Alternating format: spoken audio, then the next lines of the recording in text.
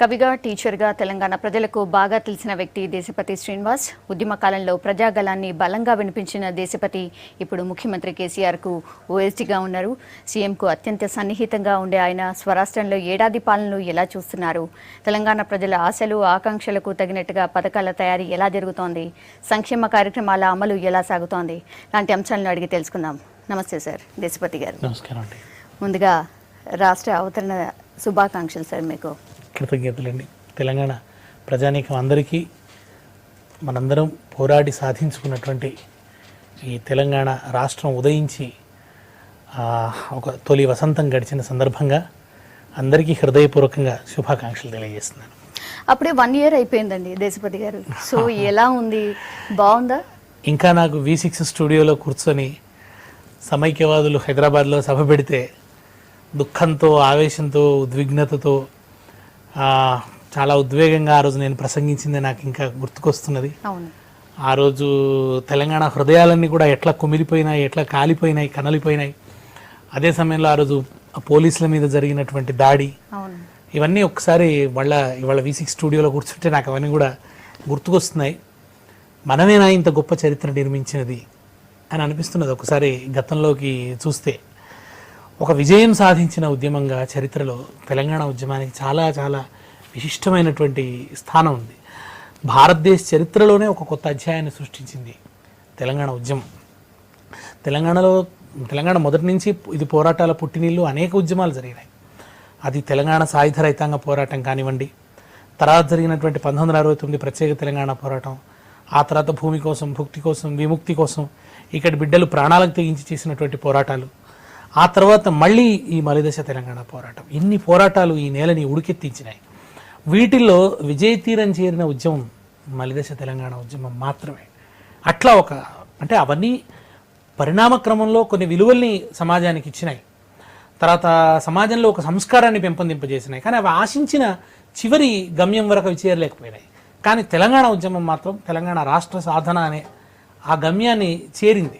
అట్లా చరిత్రలో దీనికి చాలా విశిష్టమైనటువంటి స్థానం ఉన్నది. ఇది ఒక పరిశోధించవలసినటువంటి ఉద్యమం, అధ్యయనం చేయవలసినటువంటి ఉద్యమం. ఎట్లా ఇది ఈ విజయాన్ని సాధించగలిగింది, ఎట్లా దేశాన్ని కదిలించగలిగింది, ఎట్లా దేశ రాజకీయ వ్యవస్థల తలవంచగలిగింది. ఇవాల్టి ఈ ప్రపంచంలో అంటే ఒక మనిషి ఇంకొక మనిషిని పట్టించుకోవడమే కష్టమైపోతున్న, కరువైపోతున్నటువంటి, ఒక వైయుక్తికత ప్రబలుతున్నటువంటి ఈ సందర్భంలో ప్రజలు సామూహికంగా ఉద్యమించి ఒక విశాలమైనటువంటి దేశంలో ఒక ప్రాంతం, ఒక మారుమూల ప్రాంతం, ఒక పేద ప్రాంతం, ఒక అణచివేతకు గురైనటువంటి ప్రాంతం ఒక బలమైన రాజకీయ వ్యవస్థ మీద, ఒక బలమైనటువంటి వలసవాద పరిపాలన మీద ఒక దాడిని, ప్రతిఘటనను చేసి తాను అనుకున్నటువంటి ఒక ప్రజాస్వామిక హక్కును సాధించుకోవటం అనేది ఇది నిజంగా కూడా చరిత్రకారులందరూ కూడా ఆశ్చర్యానికి గురైనటువంటిది. రాబోయే తరం దీన్ని అబ్బురంగా చదువుకుంటారు, దీన్ని పరిశోధిస్తారు, దీని నుంచి పాఠాలు నేర్చుకుంటారు, ప్రేరణ పొందుతారు. రేపు మరింత ప్రజాశ్రేయస్సును సాధించడానికి ఈ పోరాటం ఒక అద్భుతమైనటువంటి ప్రేరణగా నిలుస్తుంది, పాఠంగా నిలుస్తుంది.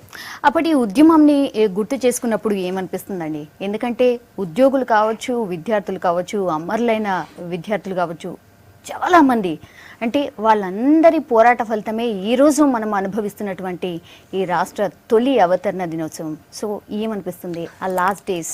ప్రజా పోరాటాలు అనేవి ఎప్పుడు కూడా సమాజాన్ని శుభ్రపరుస్తాయండి. ఉద్యమాలు అనేవి చాలామంది ఏమనుకుంటారంటే ఉద్యమాలని నెగిటివ్ కోణంలో చూస్తారు.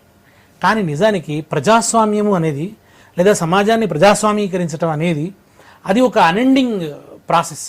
దాని యొక్క అంతిమ పరాకాష్ఠ దశకి, అంటే ఒక మనిషి ఇంకొక మనిషిని దోచుకున్నటువంటి, ఆధిపత్యాలు లేనటువంటి ఒక సమాజం వచ్చేంత వరకు కూడా ఉద్యమాలు అత్యంత సూక్ష్మ స్థాయిలో డిమాండ్స్ను ముందుకు తీసుకొస్తూ నడుస్తూనే ఉంటాయి. అట్లా అవి సమాజాన్ని పరిశుభ్రపరుస్తాయి, సమాజాన్ని ప్రజాస్వామీకరిస్తాయి. కనుక ఆ రకంగా తెలంగాణ ఉద్యమం కూడా రాజ్యాంగం నిర్వచించినటువంటి ఒక సమానత్వ హక్కు కోసం, ఒక సమాన ప్రతిపత్తి కోసం మేము ఇక్కడ అణచివేతకు గురవుతున్నాం. భారతదేశానికి స్వతంత్రం వచ్చిన తర్వాత ఏ అభివృద్ధి ఫలితాలు వచ్చినాయో అవి మాకు రాలేదు. మాకు అడ్డంగా ఒక అడ్డుగోడగా ఆంధ్ర వలస పాలన ఉంది అని ప్రపంచమంతా వినేటట్టు ముక్త కంఠంతో కోట్లాది మంది ప్రజలు ఘోషించినటువంటి నినాదం జై తెలంగాణ నినాదం. ఆ నినాదం ఢిల్లీ గోడల్ని ప్రకంపింపజేసిన, రాజకీయ వ్యవస్థ మొద్దుబారి ఉన్నప్పుడు దానిలో ఒక చైతన్యాన్ని కలిగించడానికి, దాని నిద్ర నుంచి లేపడం కోసం ఇక్కడి ప్రజలు వ్యయప్రయాసలు కూర్చి ఒక 14 సంవత్సరాలు, ఇంకా నిజంగా చెప్పంటే 98 నుంచే ఒక అలుపెరుగని పోరాటం. జయశంకర్ గారు ఎప్పుడు అనేవారు, ఈ ఉద్యమానికి విరామం ఉండి ఉండవచ్చు కానీ విరమణ ఎప్పుడూ లేదు అన్నాడు ఆయన. విరమణ ఎప్పుడూ చేయలేదు. ఒక తరం నుంచి ఇంకొక తరం ఈ ఉద్యమ భావజాలాన్ని, ఉద్యమ బావుటాన్ని అందిస్తూనే వెళ్ళింది. జయశంకర్ గారిని చూస్తే ఆయన పోరాటం అన్ని దశలలో కనిపిస్తారు మీకు. మొన్న ఒకవేళ బిల్లు ఓకే కాకపోయి ఉంటే ఎలా ఉండేది అనుకుంటారు? ఎప్పుడన్నా థాట్ వచ్చినప్పుడు ఏమనిపిస్తుంది? అంటే నాకు తెలిసి ఈ ఈ ఈ ఉద్యమం ఇంకొక గుణాత్మకమైన మలుపు తీసుకునేది, ఇంకొక ఉద్ధృతమైనటువంటి స్థాయిలోకి వెళ్ళేది. అది నాకు తెలిసి ఒక అగ్రేరియన్ మూమెంట్గా ఇది మారేది. అంటే అట్టడుగు ప్రజలందరూ కూడా ఈ ఉద్యమంలోకి వచ్చి ఒక భయం మొదటి నుంచి మేము వ్యక్తం చేసే హింసాత్మకం అయ్యే ప్రమాదం కూడా ఉండేది. డెఫినెట్గా ఒక రక్తపాతం జరిగి ఉండేది, రక్తసిక్తం అయి ఉండేది. కాలం రక్తసిక్తం కాకుండా తెలంగాణ ప్రజలు అద్భుతమైనటువంటి వ్యూహాన్ని, పోరాట పటిమను ప్రదర్శించారు. మొత్తానికి దేశ రాజకీయ వ్యవస్థ కూడా ఆ ప్రమాదం, ఆ సంక్షోభం రాకముందే తన బాధ్యతను గుర్తించింది, తెలంగాణ రాష్ట్రాన్ని ప్రకటించింది. ఎస్, దేశపతి గారు, ఇప్పుడు మీరు కేసీఆర్ పక్కనే ఉంటున్నారు, ఆయన పాలనలో భాగస్వాములై ఉంటున్నారు. సో పాలన ఎలా అనిపిస్తుందండి? ఒకటి, తెలంగాణ ఉద్యమం అనేక ఆకాంక్షలని వ్యక్తీకరించింది. దానిలో సామ్రాజ్యవాద వ్యతిరేక ఆకాంక్షలు ఉన్నాయి.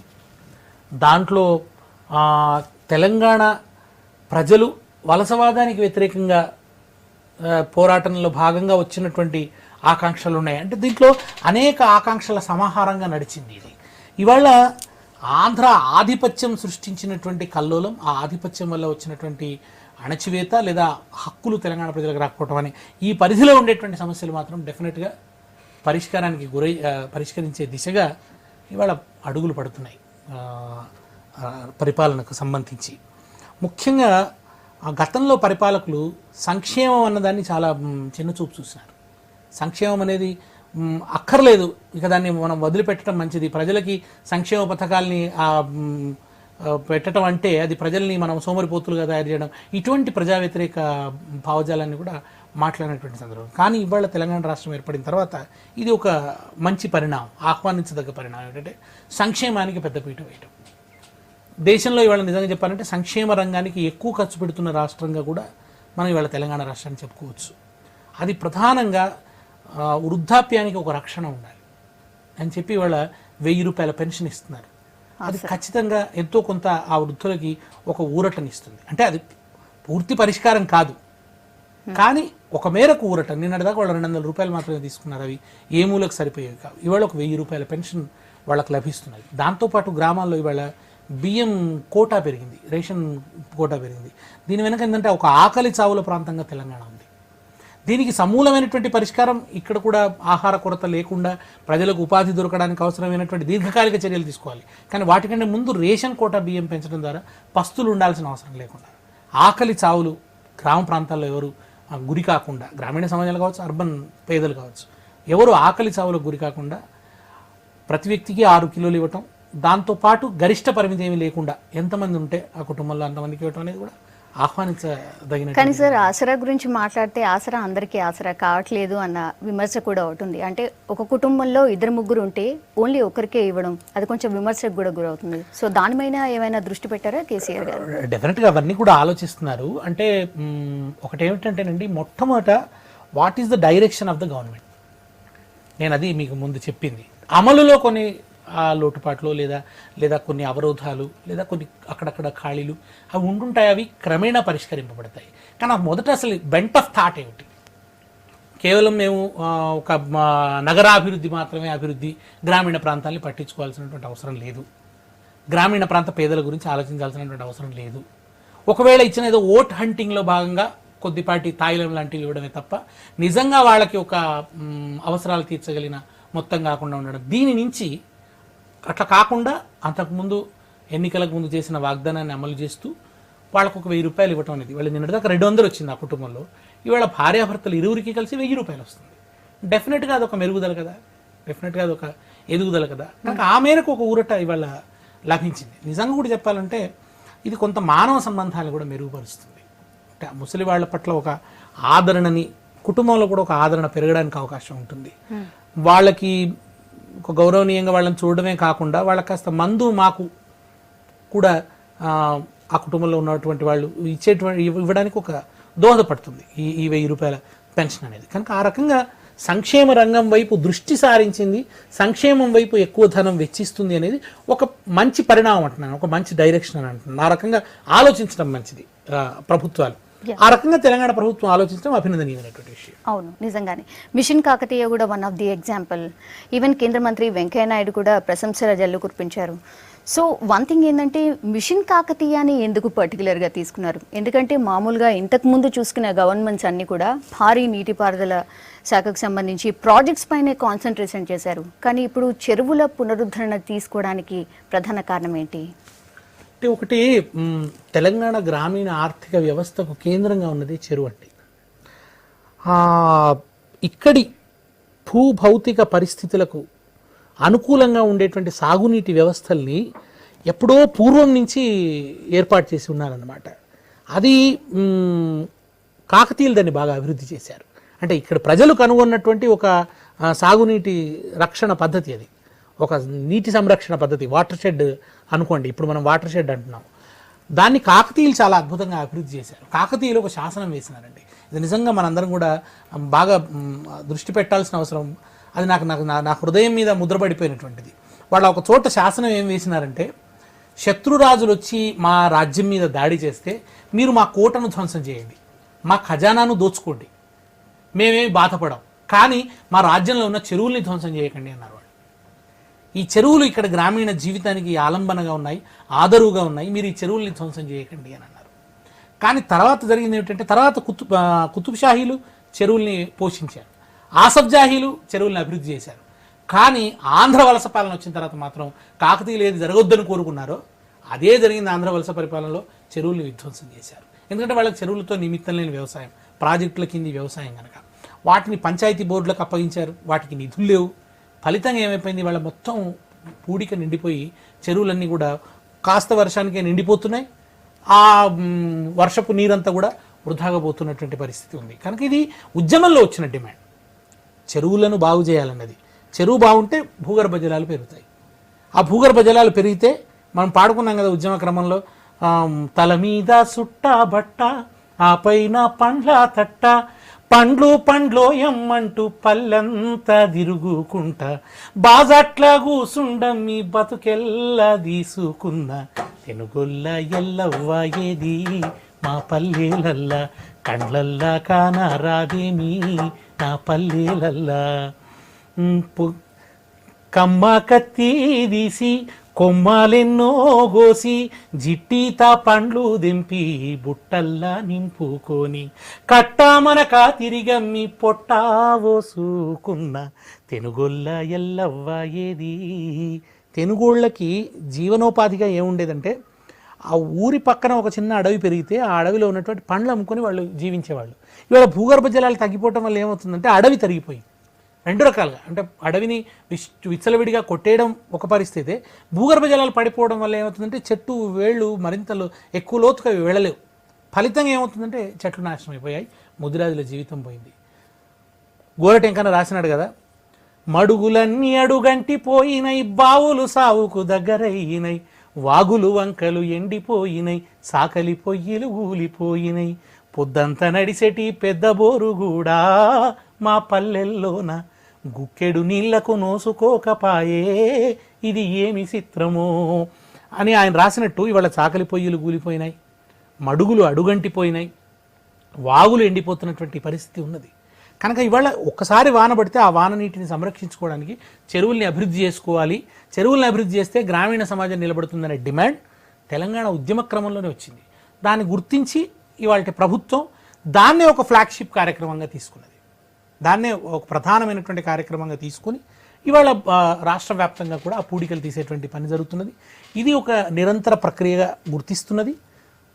ఈ నిరంతర ప్రక్రియగా జరగాలి. డెఫినెట్గా తెలంగాణలో ఉన్నటువంటి చెరువులన్నీ బాగుపడాలి, ఆ పూడికంతా పోవాలి, కట్టలు బాగుపడాలి, కట్టుకాలువలు మెరుగు చేయాలి. వీటన్నిటితో పాటు రానున్న కాలంలో నదీ జలాలతో ఈ చెరువుల్ని అనుసంధానం చేయాలి. నదీ జలాలతో కనుక ఈ చెరువులు అనుసంధానం చేస్తే ఇక తెలంగాణకి చావు ఉండదు. తెలంగాణలో వికాసం అనేది అభివృద్ధి చెంది ఏం జరగక్కర్లేదండి, భూమికి కొంచెం నీటి వసతి కల్పిస్తే చాలు, దానంతలదే కొంత అభివృద్ధి అనేది సాధ్యపడుతుంది. ఆ పని ప్రభుత్వం చేసే దిశగా యోచిస్తున్నది, మౌలికమైనటువంటి సమస్యల పరిష్కారానికి అనుగుణంగా ప్రణాళికలు రచిస్తున్నది. కనుక రానున్న కాలంలో ఈ ఆశ నెరవేరుతుందనే విశ్వాసం వ్యక్తం చేస్తుంది. మీరు యాడ్లో కూడా కనిపిస్తున్నట్టున్నారు కదండి. అది మిషన్ కాకతీయ మీద అంటే నేను ఆ చెరువులకి గ్రామీణ జీవితానికి ఉండేటువంటి ఆ సంబంధాన్ని ప్రజలకు తెలియజేయాలనేటువంటి ఉద్దేశంతో ఆ యాడ్ మూడింటికి కూడా ఆ కాన్సెప్ట్స్ నేనే క్రియేట్ చేశాను. ఎట్లా ఉండాలి అనే దానికి సంబంధించి మొదట ఆ బుడబుక్కలు ఆయన వచ్చి ఒక యాడ్ ఉంటుంది. అతను వచ్చి చెరువులన్నీ బాగు చేసుకోవాలని చెప్పి ఆ డమరుకం ఊపుతూ చెరువు అలలా మీద బతుకమ్మ తేలాలి అని ఈ చెప్పి. థాట్స్ రాగానే మీరు కేసీఆర్ గారికి కన్విన్స్ చేస్తారా? అంటే ఇలాంటి థాట్ ఉంది చేద్దామా అనేసి ఏమైనా చెప్తారా? లేదంటే నిజానికి అంటే ఇప్పుడైతే ఆయన చాలా బిజీగా ఉన్నారు. ఒకప్పుడు మాకు అంటే ఉద్యమ సమయంలో చాలా చర్చించడానికి అవకాశం ఉండేది, కానీ ఇప్పుడు కొద్దిగా అంత అవకాశం చిక్కుతుందని కాదు, చాలా తక్కువ సమయంలోనే చదువులుచుకున్నదని చెప్పాల్సినటువంటి పరిస్థితి ఉంటుంది. ముఖ్యంగా ఆయన చాలా సృజనాత్మకంగా ఆలోచిస్తారు. ఒక్కోసారి ఆ చర్చిస్తున్న క్రమంలోంచి కొన్ని ఫ్లాషెస్ వస్తాయి, అవి అప్పటికప్పుడే షేర్ చేసుకుంటే అవి తర్వాత రూపం దాలుస్తాయి. కనుక చాలాసార్లు ఆయన కూడా మంచి ఐడియాస్ చెప్తారు. హరితహారానికి సంబంధించి ఎంత పర్టికులర్గా ఉంది ప్రభుత్వం, ఏం చేయబోతోంది హరితహారం సంబంధించి? అది ఇప్పుడు నర్సరీల్లో మొక్కలు పెంచుతున్నారు. రానున్న కాలంలో 300 కోట్ల మొక్కలు పెంచాలని ఆలోచిస్తున్నారు. వీటి వెనుక కూడా నేను ఇంతకుముందు చెప్పిందే, అంటే వర్షపాతం అనేది తెలంగాణలో బాగా పడిపోయింది, అడవులు నరికివేయబడుతున్నాయి. కనుక అసలు అడవుల కోసం అటవీ భూముల్ని సంరక్షించాలి. తర్వాత గ్రామీణ ప్రాంతాలలో కూడా ఈ అడవి అనేది ఉండేది. పూర్వం నిజాం రాజుల కాలంలో కూడా దానికోసం కొంత భూమి వదలటం అనేది కూడా ఉన్నది. సో ఆ పరిస్థితిని పునరుద్ధరించాలనేటువంటి ఆలోచనతోని ఇవాళ అటవుల పెంపకం. ఇప్పుడు చూసిన ఈ సంవత్సరం ఎంత వేడి ఉంది, అసలు ఎల్వినో కారణంగా మనం ఎంత ఈ వేడిని భరించవలసి వచ్చింది. అదే మీకు పూర్తిగా వృక్షఛాయ కనుక ఉంటే, మొన్న ఎవరో ఒకతను అన్నాడు, వృక్షం నన్ను నరకొద్దు, వృక్షం అంటే అది కన్న తల్లి వక్షం అన్నాడు. తల్లి రొమ్ము లాంటిది వృక్షం అనేది అని. కనుక ఇది నిజానికి గతంలో కేసీఆర్ గారు సిద్దిపేటలో కూడా ఈ పని చేసినారు. ఆయన నియోజకవర్గ స్థాయిలో ఉన్నప్పుడు సిద్దిపేటకు హరితహారం అనే పేరుతో ఈ మొక్కలు నాటడం అనేది జరిగింది. ఇవాళ అది తెలంగాణ వ్యాప్తంగా దాన్ని అమలు చేసేటువంటి పనిలో ఉన్నారు. డెఫినెట్గా ఏంటంటే తెలంగాణకి ఒక పచ్చదనం నీడగా ఉంటే ఇక్కడ వర్షపాతం పెరుగుతుంది అనేది. ఇవాళ వర్షపాతం లేకపోవటం వల్ల, అడవులు నశించడం వల్ల ఏమవుతుందంటే అడవుల్లో ఉండే వనచరాలు వచ్చి గ్రామాల్లో పడుతున్నాయి. అందుకని ఆయన మొన్న మాట్లాడుతూ కూడా ఒక మాట అన్నారు, కోతులు వాపస్ పోవాలి, కోతులు తిరిగి అడవులలోకి పోవాలి, వానలు వాపస్ రావాలి, పోయినవనుకున్న వానలు తిరిగి రావాలన్నారు. ఇప్పుడు ఆహ్వానించదగినటువంటి పథకం. డెఫినెట్గా రేపు దాని నిర్వహణ కూడా సమర్థవంతంగా జరగాలి. తెలంగాణకి ఉన్నటువంటి ఈ అత్యల్ప వర్షపాతం అనేటువంటి సమస్య నుంచి బయటపడాలి. దేశపతి గారు, ఇప్పుడు కళల రంగం గురించి మాట్లాడుకుందామండి. కళల రంగం ఎంత డెవలప్ అయింది ఇప్పటి వరకు, అలాగే సాంస్కృతిక కోణంలో ఇప్పటి వరకు ఏం జరిగింది, ఇక మీదట ఏం జరగాలంటారు? మొట్టమొదటైతే ప్రభుత్వం ఒక కార్యక్రమం తీసుకోవాల్సినటువంటి అవసరం ఉందండి. నేను ఇవాళ V6 వేదికగా చెప్పదలుచుకున్నాను ఏమిటంటే, ఒక దశలో మనకు విగ్రహ విధ్వంసం జరిగింది మిలియన్ మార్చ్ సందర్భంగా ట్యాంక్ బండ్ మీద. అది తెలంగాణ ఒక ప్రబలమైన సాంస్కృతిక కోణాన్ని ఆ విగ్రహ విధ్వంసం ద్వారా ముందుకు తెచ్చింది. ఇవాళ ప్రభుత్వం ఏర్పడి ఏడాది గడిచింది. వెంటనే ఆ మిలియన్ మార్చ్ స్ఫూర్తి కొనసాగాలని నేను కోరుకుంటున్నాను. ఇప్పుడు అంటే ఇంకా మనకి కాసు బ్రహ్మానందరెడ్డి విగ్రహము జూబ్లీ హిల్స్లో మనల్ని వెక్కిరిస్తూ కనబడుతున్నది. ఆ పార్కుకి ఇంకా కాసు బ్రహ్మానందరెడ్డి పేరున్నది. నాకైతే అర్జెంటుగా కాసు బ్రహ్మానందరెడ్డి విగ్రహాన్ని తీసి పార్సిల్లో చంద్రబాబు నాయుడు గారికి పంపిస్తే, ఆయన విజయవాడలో ఏదన్నా ఒక పార్కు కాసు బ్రహ్మానందరెడ్డి పేరు పెట్టుకునేవ్వండి, ఆ విగ్రహం పెట్టుకునేవ్వండి. కానీ అర్జెంటుగా దాన్ని హైదరాబాద్ నుంచి మాత్రం తరలించాలి, అక్కడి నుంచి దాన్ని రిమూవ్ చేయాలన్నది నాకు మాత్రం ఇవాళ నా కళ్ళ ముందు ఇక్కడి నుంచి ఇవాళ నేను V6కి వస్తుంటే నా కళ్ళలో అది నాకు ఒక కంట్లో నలకలాగా అనిపించింది ఆ విగ్రహం. అట్లనే చాలా యూనివర్సిటీల నుండి, తర్వాత ఇంకా మనం పొట్టి శ్రీరాములు విశ్వవిద్యాలయంగానే ఉన్నది. సరే, మొన్న ఇంకా ప్రభుత్వం అయితే ప్రకటన చేయలేదు. మేమందరం సురవరం ప్రతాపరెడ్డి జన్మదినం సందర్భంగా డిమాండ్ కూడా చేసినాం ఏంటంటే దానికి సురవరం ప్రతాపరెడ్డి గారి పేరు పెట్టాలని చెప్పి. ఎందుకంటే ఆయన తెలంగాణకు సంబంధించినటువంటి భిన్న కోణాలలో కృషి చేశాడు ఆయన. సో సురవరం ప్రతాపరెడ్డి గారి పేరు తెలుగు యూనివర్సిటీ పెట్టాల్సినటువంటి అవసరం ఉంది. ఇంకా కోట్ల విజయభాస్కర్ రెడ్డి పేరు మార్చాలి, ఆ స్టేడియం పేరు మార్చాలి. అట్లానే బాలయోగి పేరుతో ఉన్నాయి, అక్కడ ఏదన్నా ఒక తెలంగాణ దళిత నాయకుడి పేరు పెట్టాలి, ఒక భాగ్యరెడ్డి వర్మ పేరు పెట్టాల్సినటువంటి అవసరం ఉంది. ఇప్పుడు కొన్ని జయశంకర్ యూనివర్సిటీ పెట్టినారు, కొండా లక్ష్మణ్ బాపూజీ పేరు పెట్టినారు, అట్లనే పివి నరసింహారావు పేరు పెట్టినారు. ఇంకా నిజానికి తెలంగాణ మహనీయులందరి పేర్లు కూడా ఇక్కడి గల్లీలకు పెట్టాలి, ఇక్కడి చౌరస్తాలకు పెట్టాలి, వాళ్ళ విగ్రహాలు పెట్టాలి, యూనివర్సిటీలకు పెట్టాలి, పార్కులకు పెట్టాలి, తెలంగాణ వాళ్ళ విగ్రహాలు పెట్టాలి, ట్యాంకు బండి మీద విగ్రహాలు పెట్టాలి, మిగతా చోట్ల కూడా విగ్రహాలు పెట్టాలి. నాకు ఇవాళ ఆవిర్భావ దినోత్సవం రోజు కూడా అనిపించింది, తెలంగాణ తల్లి విగ్రహం ఇంకా మనం సెక్రటేరియట్ దగ్గర పెట్టుకోలేదు. డెఫినెట్గా సెక్రటేరియట్కి ఎదురుగా తెలంగాణ తల్లి విగ్రహం రావాలి. ఇది విగ్రహాలు వీటికి సంబంధించిన విషయం అయితే ప్రభుత్వం ఒక మంచి పని చేసింది, కళాకారులకు ఉద్యోగాలు ఇచ్చింది. కళాకారులకు ఏదో ఇళ్ళు ఇవ్వటం, లేదా ఇంకేదో గుర్తింపు కార్డులు ఇవ్వడం, లేదా బస్ పాసులు ఇవ్వటం, ఇట్లాంటి డిమాండ్స్ కొంత కళాకారులను చెప్పడం, అంతకంటే సమగ్రంగా ఆలోచించి వాళ్ళకు ఉద్యోగాలు ఇచ్చారు. వాళ్ళ జీవితాలు స్థిరంగా సాగడానికి, వాళ్ళకి నోట్లోకి 4 వేలు పోవడానికి అనుకూలమైనటువంటి పద్ధతిలో ఇచ్చినారు. దాంట్లో ఇంకా చాలామంది కూడా ఉద్యోగాలు కల్పించాల్సినటువంటి అవసరం ఉంది. ఆ విషయాన్ని కూడా సానుకూలంగా ప్రభుత్వం పరిశీలిస్తున్నది. అట్లానే విస్మృత రచయితలు చాలామంది ఉన్నారు. వాళ్ళందరికీ సంబంధించినటువంటి వెలుగులోకి తేవడానికి కూడా ఒక సాహిత్య పీఠాన్ని ఏర్పాటు చేయాలి, ఒక సాహిత్య అకాడమీని ఏర్పాటు చేయాల్సినటువంటి అవసరం ఉంది. సాహిత్య అకాడమీని ఒక అనుభవజ్ఞుడైనటువంటి ఒక తెలంగాణ సాహితీవేత్త ఆధ్వర్యంలో నడవాలి. మళ్ళీ దానికి ఐఏఎస్లు ఐపీఎస్లు కాకుండా సాహితీవేత్తల ఆధ్వర్యంలోనే ఆ సాహిత్య అకాడమీ నడవాలి. అట్లానే సంగీత అకాడమీ కూడా కావాలి. తెలంగాణలో శాస్త్రీయ సంగీత నేర్చుకోవాల్సిన పిల్లలకు నేర్పాల్సినటువంటి అవసరం ఉంది. చాలా గొప్పగా పాడేవాళ్ళు చాలామంది ఉన్నారు, కానీ వాళ్ళందరికీ అవసరమైన ప్రొఫెషనల్ స్కిల్స్ కూడా ఇవ్వాలి ఇవాళ. ఎందుకంటే ఇవాళ అనేక రంగాలు టీవీ లాంటివి, సినిమా చాలా వృద్ధి చెందుతున్నది. రేపు తెలంగాణ కూడా ఒక సినిమా వస్తే ఆ సినిమాలో పాడడానికి ఒక అద్భుతమైనటువంటి గాయకుల్ని కూడా మనం తయారు చేసుకోవాల్సిన అవసరం ఉంది. అదే సినిమా రంగం గురించి మాట్లాడుతున్నాం కాబట్టి సినిమా రంగంలో ఎంతమంది తెలంగాణ బిడ్డలు ఉన్నారండి? నిజానికి అసలు సినిమాకి తెలంగాణకి చాలా దూరం. ఎందుకంటే సినిమా రంగం యొక్క చరిత్ర అంతా కూడా మద్రాసుతో ముడిపడి ఉంది. ఆ రకంగా ఏంటంటే అసలు సినిమాకు ముందు నాటకం నుంచి సినిమా వచ్చింది. నాటకమే తెలంగాణలో రాలేదు, నాటక వికాసమే తెలంగాణలో జరగలేదు. ఈ సినిమా అయితే చాలా దూరంగా ఉంది. ఉన్న సినిమా రంగం కూడా తెలంగాణను పట్టించుకోలేదు. ఉమ్మడి రాష్ట్రంలో పట్టించుకోలేదు, ఇక్కడ జీవితాన్ని తెరకెక్కించలేదు, ఇక్కడ వాళ్లకు తగిన పాత్రని ఇవ్వలేదు. కానీ ఇప్పుడు ఈ స్వరాష్ట్రాన్ని సాధించుకున్న దశలో తెలంగాణ వాదులంతా మొదట చర్చించవలసింది అసలు తెలంగాణ సినిమా ఎట్లుండాలి. ఇదే హీరో ఇంట్రడక్షను, ఇదే 30 మంది డాన్సర్లతో ఎగరడం, ఇదే ఒక్కసారి కొడితే 20 మందిని ఆ క్లైమాక్స్లో కొట్టేయడంతో సినిమా అయిపోవడం, ఈ రకమైన సినిమానే తెలంగాణకు ఉండాలా? ఇంకే సినిమా ఉండాలి? ఒక భిన్నమైన సినిమా తెలంగాణ నుంచి రావాలి. దానికి తెలంగాణ ఆర్టిస్టులు పూనుకోవాలి, క్రియేటివ్ డైరెక్టర్స్ పూనుకోవాలి, ఒక కొత్త దారిని వేయాలి. ఆ దారి వేసిన క్రమంలో, ఒక తెలంగాణ సినిమా అభివృద్ధి చెందుతున్న క్రమంలో డెఫినెట్గా ప్రభుత్వం కూడా ముందుకు రావాలి. ప్రభుత్వం దాని వికాసానికి అవసరమైనటువంటి వాతావరణ కల్పనంతా కూడా చేయాలి. కానీ మొట్టమొదటి వాట్ ఈజ్ తెలంగాణ సినిమా? అది ఈ సినిమాలాగా మాత్రం ఉండొద్దు. చూపించండి అనే పాటలు ఉండేటువంటి అధ్వానమైనటువంటి సినిమా మాత్రం రేపు తెలంగాణలో ఉండొద్దు. ఈ బలాదూర్ సంస్కృతి ఉండేటువంటి సినిమా ఉండొద్దు.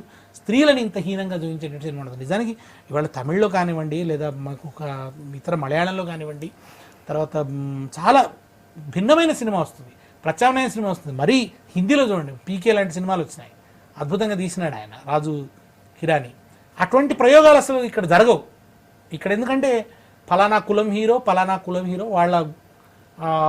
వాళ్ళని ఒక ఎట్లా చూపించాలి, వాళ్ళ హీరోయిజం ఏమాత్రం తగ్గొద్దు, వాళ్ళ క్రాఫ్ నలగొద్దు, వాళ్ళు వేసే వేషాలన్నీ మనం చూస్తుండాలి, వాళ్ళ తొడగొట్టుళ్ళు, వాళ్ళ మీసాలు తిప్పుడు, ఇవి చూడడమే సినిమా అయిపోయింది కనుక దీనికి భిన్నంగా తెలంగాణ జీవితం సినిమాలోకి రావాల్సిన, ఇక్కడి వ్యవసాయిక జీవితం రావాలి, ఇక్కడి ప్రజల ఆవేశాలు, ఇక్కడ ప్రజల సంవేదనలు, ఇక్కడి మానవ సంబంధాలు, ఇక్కడి భాష.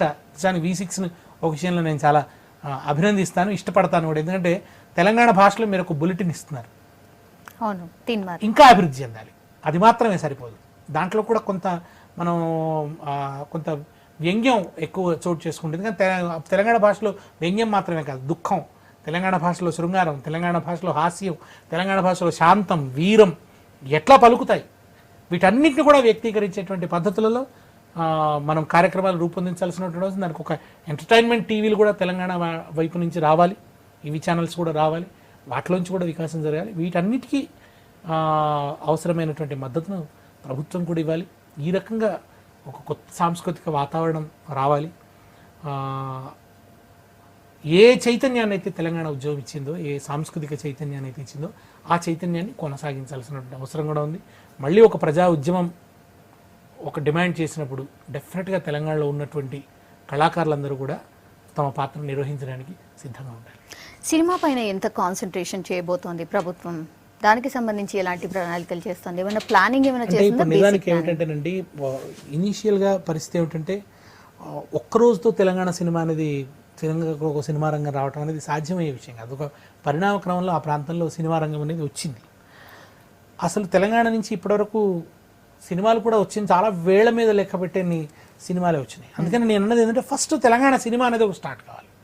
తెలంగాణ సినిమా అనేది స్టార్ట్ అవుతుంది. అంటే ఇప్పుడు మరాఠీలో అదే జరిగింది, బీహార్లో అదే జరిగింది. కొన్ని సినిమాలు వచ్చిన తర్వాత అప్పుడు అలాంటి సినిమాలు రావడానికి ఏం జరగాలి అనే దాని మీద చర్చ జరిగింది. దానికి అనుగుణంగా ప్రభుత్వం ఏం చేయాలి అనేది వచ్చింది. కానీ మొట్టమొదటి అది జరగకుండానే ప్రభుత్వమే ఏదో పూనుకొని చేస్తే జరిగేది కూడా కాదు అది. కనుక మొట్టమొదటి అది జరగాలి. అది జరిగిన తర్వాత ప్రభుత్వం ఏం చేయాలనే విషయంలో కూడా కొంత ఆలోచించాల్సినటువంటి, దానికి ప్రణాళికలు రూపొందించాల్సినటువంటి అవసరం ఉంది.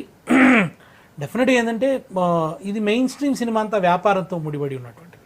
దానికి భిన్నంగా సినిమాలు తీసే వాళ్ళకి మాత్రం దానికి అవసరమైన సబ్సిడీల, దానికి అవసరమైనటువంటి ఏమన్నా రాష్ట్ర ఫిలిం డెవలప్మెంట్ బోర్డు నుంచి ఏదైనా ధన సహాయం చేసేటువంటి విషయాలు ఇటువంటివన్నీ కూడా ప్రభుత్వం చేయొచ్చు. కానీ మెయిన్ స్ట్రీమ్ సినిమా అనేది వ్యాపారం, డిమాండ్తో ముడిపడింది కనుక దాంట్లో ఒక స్థానాన్ని ముందు తెలంగాణ కళాకారులు సృష్టించాలి. భిన్నమైన సినిమాతో రావాలి. ఇప్పుడున్న సినిమాకి భిన్నమైన సినిమా ఏమిటో నిరూపించి తెలంగాణ ప్రేక్షకులు దాన్ని ఆదరించేటువంటి ఒక వాతావరణ కల్పన చేయాలి. ఓకే అండి. అలాగే కేసీఆర్ గారు హైదరాబాద్ పై ఎక్కువ కాన్సన్ట్రేషన్ చేసినట్టు కనిపిస్తోంది ఈ మధ్య కాలంలో. హైదరాబాద్ని ఎలా చూడాలనుకుంటున్నారు కేసీఆర్ గారు?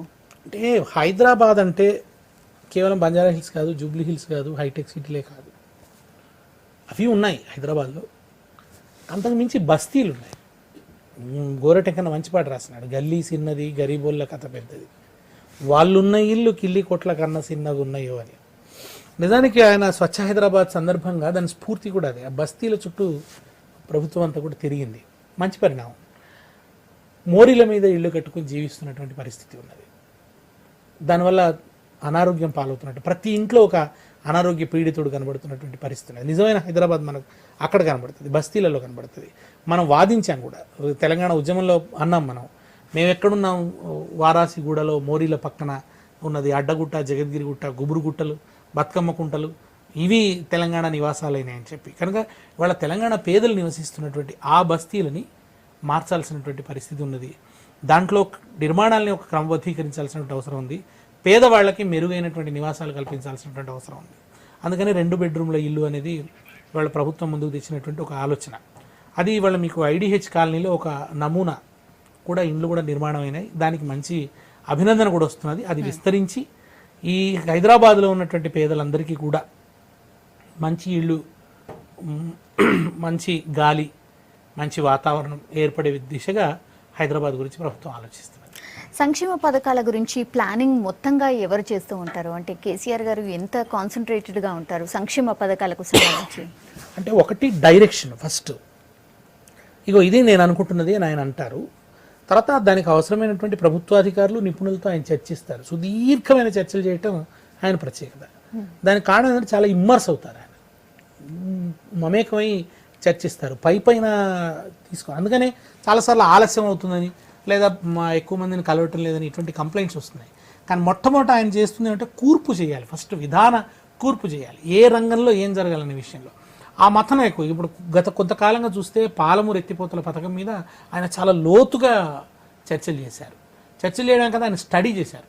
అంటే ఎక్కడ భూమి ఎట్లా ఉన్నది, ఎక్కడ ఏ కాంటూర్ లెవెల్లో ఎట్లా ఉన్నది, ఎక్కడ మనం టనెల్స్ వేయచ్చు, ఎక్కడ మనం గ్రావిటీ ద్వారా నీళ్లు తీసుకోవచ్చు, అసలు ఎక్కడి నుంచి ప్రాజెక్ట్ని మొదలు పెట్టాలి, ప్రాజెక్ట్ డిజైన్, అది ఎక్కడ ఎక్కువ నీళ్ళని మనం వాడుకోగలుగుతాం, ఎక్కడ రిజర్వాయర్స్ని మనం ఎక్కువ ముంపు లేకుండా మళ్ళీ రిజర్వాయర్స్ని నిర్మించుకోవచ్చు. వీటన్నిటి మీద ఆయన ఇంజనీర్స్ మధ్య తనొక ఇంజనీర్ అయిపోతారు. అంటే ఆయన ఇంజనీర్ అవుతాడు, ఆయన అడ్వకేట్ అవుతాడు, అవసరం వస్తే మేము కూర్చుంటే ఆయన రైటర్ అవుతాడు. కనుక వీటన్నిటి కారణం అంటే ఇమ్మర్స్ అవ్వటం. ఏది పైన చేసేటువంటి మనిషి కాదు కనుక ఇమ్మర్స్ అయ్యి వాళ్ళ పాలమూరు ఎత్తిపోతలకు సంబంధించిన డిజైన్ మొన్ననే దాన్ని అంగీకరించడం కూడా జరిగిపోయింది, అంటే ఆమోదం అయిపోయింది. త్వరలోనే ఆ పథకం అమల్లోకి వస్తుంది. అది కనుక జరిగితే ఖచ్చితంగా పాలమూరు సస్యశ్యామలం అవుతుంది. ఇన్నాళ్ళ నుంచి మనందరం పాలమూరు ఘోషను పాడాం, పాలమూరు యాతన గురించి మాట్లాడినాం. ఆ యాతన తీరే రోజులు దగ్గరలోనే ఉన్నాయి. తెలంగాణ ఉద్యమం యొక్క ఫలం ఏమిటన్నది పాలమూరు ఎత్తిపోతున్న తర్వాత పాలమూరు వలస కూలీల జీవితానుభవంలోకి వస్తుందని నేను విశ్వసిస్తున్నాను. మహిళలకు సంబంధించి ఎంత కాన్సన్ట్రేటెడ్గా ఉంటారు, వాళ్ళకి సంబంధించి ఎంత పర్టికులర్గా ఉంటారు? ఆరోగ్యలక్ష్మి అనే ఒక పథకం తీసుకొచ్చారు. ముఖ్యంగా గర్భిణీ స్త్రీలకు, బాలింతలకు గత ప్రభుత్వాలు ఇస్తున్నటువంటి అరకొర ఆహారానికి బదులుగా 30 రోజులు వాళ్ళకి 30 కోడిగుడ్లు సమతులమైనటువంటి ఆహారం ఇచ్చేటువంటి నిర్ణయం తీసుకున్నారు ఆరోగ్యలక్ష్మి అనే దాని ద్వారా. ఇనీషియల్గా ఈ నిర్ణయాలు జరిగినాయండి. ఇంకా ఎక్కడ వలరబిలిటీ ఉంది ఏమిటి దాని గురించి ఆలోచిస్తూనే ఉన్నారు. రానున్న రోజుల్లో ఇంకా 4 ఏళ్ల సమయం ఉంది కనుక ఈ 4 ఏళ్ల సమయంలో కూడా మిగతా రంగాల మీద కూడా చాలా ముఖ్యంగా వ్యవసాయ రంగంలో ఇవాళ మనం ఒక సంక్షోభం ఇంకా వెంటాడుతున్నది. దాన్ని పరిష్కరించాల్సినటువంటి అవసరం ఉంది. వ్యవసాయ సంక్షోభానికి మహిళల సమస్యలకి సంబంధం ఉంది. ఇవాళ మహిళలు బీడీలు చేస్తున్నారంటే కారణం వ్యవసాయంలో ఉన్న సంక్షోభం కనుక ముఖ్యంగా బీడీ కార్మికుల పట్ల ఒక కన్సర్న్ ప్రభుత్వం వ్యక్తం చేసింది. ఇప్పటివరకు బీడీ కార్మికులకు భృతి ఇవ్వడం అనేది ఎక్కడ జరగలేదు, ఏ రాష్ట్రంలో జరగలేదు. ఇవాళ ఈ రాష్ట్రంలో జరుగుతుంది. 1000 రూపాయల భృతి బీడీ కార్మికులకు ఇస్తున్నారు. పిఎఫ్ కార్డు ఉన్నటువంటి ప్రతి బీడీ కార్మికురానికి 1000 రూపాయల జీవన భృతిని ఇస్తున్నారు. ఇవాళ నిజానికి చాలా బీడీ కార్మికులకు సంబంధించిన పోరాటాలు కూడా జరిగినాయి తెలంగాణలో. చాలామంది దాంట్లో వాళ్ళ జీవితాలని వెచ్చించినటువంటి పరిస్థితి ఉంది. ఒక రకంగా వాళ్ళందరి పోరాటాలను గౌరవిస్తూ తీసుకున్నటువంటి నిర్ణయం ఇవాళ 1000 రూపాయల జీవన భృతి అనేది. కనుక అది కూడా ఒక మహిళలకు సంబంధించినటువంటి నిర్ణయంగానే మనం చూడాలి. వ్యవసాయ సంక్షోభాన్ని పూర్తి స్థాయిలో పరిష్కరించినప్పుడే గ్రామీణ రైతు కూలీల జీవితాల్లో కానివ్వండి, రైతుల జీవితాల్లో కానివ్వండి ఒక చేంజ్ వస్తుంది, మనం ఆశించిన మార్పు అనేది వస్తుంది. దానికి సంబంధించి ఒకటి నీటి వసతి కల్పించడం, విత్తనాల సప్లై, తర్వాత ఎరువుల సప్లై అనేది సకాలంలో చేయటం, తర్వాత కరెంటు. ఇవాళ మనందరం విజిబుల్గా ఉన్నటువంటిది విద్యుత్ సమస్యను ఆయన అధిగమించారు. ఈ రాష్ట్రం చీకట్లో కూరుకుపోతుంది, గాఢాంధకారంలో కూరుకుపోతుందని చెప్పి మన కిరణ్ కుమార్ రెడ్డి గారు ఒక కట్టె పట్టుకొని మ్యాప్ పెట్టి ఆయన చెప్పిన కథలు ఇంకా మన కళ్ళ ముందట కనబడుతూనే ఉన్నాయి. కానీ అది అబద్ధం అని డెఫినెట్గా తెలంగాణకి విద్యుత్ సమస్య అనేది అధిగమించగలిగిందని ఇవాళ నిరూపించింది ప్రభుత్వం. రానున్న రోజుల్లో ఒక విద్యుత్ కోతలు లేని, మేము పదే పదే మాట్లాడింది ఏంటంటే అర్ధరాత్రి కరెంటు పెట్టడానికి పోయి రైతులు చచ్చిపోయారు, పాములు గుట్టి తేళ్లు గుట్టి చచ్చిపోయారు. రేపు అది జరగొద్దు, ఇంకా జరిగితే అర్థం లేదు. కనుక ఆ దిశగా ఒక తీవ్రమైనటువంటి ప్రయత్నం జరుగుతున్నది. దాంట్లో భాగంగా థర్మల్ పవర్ ప్లాంట్ కొత్తవి స్థాపిస్తున్నారు. దాని నుంచి ఉద్యోగిత కూడా వస్తుంది. థర్మల్ పవర్ ప్లాంట్ రావడం, రేపు నల్గొండలో ఒక అల్ట్రా మోడర్న్ ఒక పెద్ద పవర్ ప్లాంట్ని పెడుతున్నారు. ఆ పవర్ ప్లాంట్ వల్ల ఆ చుట్టుపక్కల ఉద్యోగిత కూడా ఏర్పడింది. దీంట్లో ఇంకొక గమనించదగిన అంశం ఏమిటంటే ఈ పవర్ ప్లాంట్ల కాంట్రాక్టులు ప్రైవేట్ వాళ్ళకి ఇవ్వలేదు. నిజానికి విద్యుత్ రంగంలో పూర్తిగా ప్రైవేట్ పెట్టుబడులే శాసిస్తున్నాయి మిగతా రాష్ట్రాలలో. కానీ తెలంగాణ విషయానికి వస్తే ఇవాళ G2G గవర్నమెంట్ నుంచి మరో గవర్నమెంట్ సంస్థకే కాంట్రాక్ట్ ఇవ్వడం, BHELకు కాంట్రాక్ట్ ఇచ్చారు. ఆఖరికి సివిల్ పనులు కూడా, అంటే నిర్మాణాలకు సంబంధించిన పనులు కూడా ఆ పవర్ ప్లాంట్కి సంబంధించి టర్బైన్స్ మాత్రమే కాదు సివిల్ వర్క్స్ కూడా BHELకి ఇచ్చినారు. లోన్స్ కూడా చూస్తే మీరు హడ్కో నుంచి, LIC నుంచి, ఇక్కడి నుంచి ఎక్కువగా లోన్స్ తీసుకొచ్చేటువంటి ప్రయత్నం గవర్నమెంట్ చేస్తుంది. మన RTC కార్మికులకు జీతభత్యాలు పెంచిన సందర్భంగా ఒక స్టేట్మెంట్ కూడా చేసింది ప్రభుత్వం. ప్రభుత్వ రంగ సంస్థల్ని కాపాడడం అనేది మా బాధ్యతగా భావిస్తున్నాం, మా పాలసీగా మేము చూస్తున్నాం అని చెప్పి కూడా చెప్పారు. ఇది కూడా ఒక ఆహ్వానించదగ్గ పరిణామం. ఎందుకంటే ప్రభుత్వ రంగ సంస్థలన్నింటినీ మూసేయడం, ప్రైవేటీకరించడమే ఒక పరిష్కారం అన్నట్టుగా గత ప్రభుత్వాలన్నీ కూడా చెప్పినాయి. కానీ అందుకు భిన్నంగా మేము ప్రభుత్వ రంగ సంస్థలు అంటే ప్రైవేటీకరణని ఎక్కడి వరకు అనుమతించవచ్చు, అట్లే ఏది ప్రభుత్వ రంగంలో ఉండాలనే విషయంలో కూడా ఒక స్పష్టతతో పూర్తిగా ప్రైవేటైజేషన్నే కాకుండా అసలు ప్రైవేటైజేషన్ వద్దన్నట్టు కూడా కాకుండా ఇవాళ ప్రభుత్వం ఒక మధ్య మార్గాన్ని అనుసరించి వెళుతున్నది. ఇది కూడా ఒక కార్మికులకి ఒక ఊరటనిచ్చిన అంశం. RTC కార్మికులకు జీతభత్యాలు పెంచడం కాకుండా అసలు RTCని కాపాడాలని చెప్పి అర్బన్ ట్రాన్స్పోర్ట్ అనేది ఎప్పుడు కూడా నష్టాల్లోనే ఉంది కనుక అర్బన్ బాడీసే ఈ నష్టాన్ని భరించాలని చెప్పి ఇవాళ నగరపాలక సంస్థ ఆ నష్టాలను పూడ్చడానికి గ్రాంట్ ఇవ్వాలని చెప్పి ప్రభుత్వం నిర్ణయం తీసుకుంది. మిగతా శాఖలన్నీ కలిసి RTCని కాపాడేటువంటి ప్రయత్నం చేస్తుంది. ఆ రకంగా RTCకి ఉండే ద్రవ్య లోటుని శాశ్వతంగా పరిష్కరించే పనిని ప్రభుత్వం చేసింది. సో ఓవరాల్గా అయితే 1 year పాలన చాలా బాగా జరిగిందండి. సో పాట రూపంలో ఒక 1-2 లైన్స్లో ఎండ్ చేస్తే చాలా బాగుంటుందేమో. అంటే నిజానికి నేను ప్రభుత్వ దీని మీద పెద్దగా నేనేమి పాటలు రాయలేదు, కానీ ఒకటే ఆకాంక్ష, అది ఎప్పుడు అన్ఎండింగ్, అది నిరంతరం హంట్ చేస్తుంది. నాకు చాలా ఇష్టమైనటువంటి లైన్స్ అవి. దాశరథి గారు చెప్పింది, అన్నార్తులు అనాథలుండని ఆ నవయుగమదెంత దూరం, కరువంటూ కాటకమంటూ కనిపించని కాలాలెప్పుడో, పసిపాపల నిదుర కనులలో ముసిరిన భవితవ్యం ఏదో, గాయపడిన కవి గుండెలలో రాయబడని కావ్యాలెన్నో, ఆ చల్లని సముద్ర గర్భం దాచిన బడబానలమెంతో, ఆ నల్లని ఆకాశంలో కానరాని భాస్కరులెందరో, ఆ చల్లని సముద్ర గర్భం.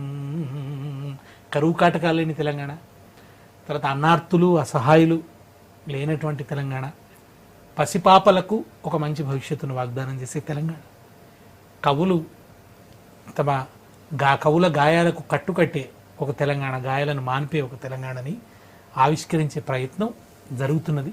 ఇది ముందుకు పోవాలి, ఇది కొనసాగాలి. అన్నిటికీ మించి తెలంగాణ ఒక విఫల రాష్ట్రం కాదు, ఒక సాఫల్య రాష్ట్రం అనే దిశగా జరగాలి. దీనికి అటు ప్రభుత్వం, దాని మించి సివిల్ సొసైటీ కూడా ఒక పాత్ర నిర్వహించాల్సినటువంటి అవసరం ఉంది. ఒకవేళ ఎక్కడన్నా ఏమరుపాటుకు తొట్టుపాటుకు గురైనప్పుడు ప్రశ్నించాల్సినటువంటి అవసరం కూడా ఉంది.